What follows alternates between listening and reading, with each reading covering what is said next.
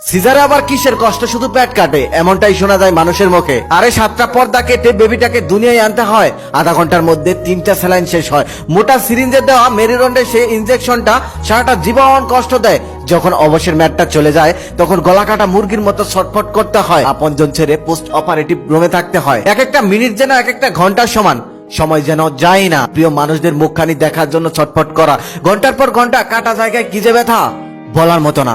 তার সাথে খিচুনি, নিথর দেহে থরথর কাঁপুনি, হাতে ক্যানোলায় স্যালাইন তো চলছেই, অন্যদিকে গলা শুকিয়ে কাটকাট, অথচ এক ফোঁটা পানিও দেওয়া হয় না, কারণ 24 ঘন্টার আগে নিয়মে নেই। পৃথিবীর সব থেকে বড় ভয় কি জানেন?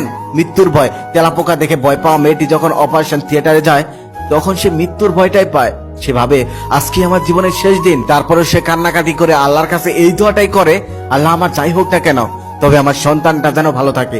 আবার সে এটাও ভাবে, আমি না থাকলে আমার স্বামী সন্তানকে ভালোবাসবে কে? তাই মাকে কখনোই কষ্ট দিও না।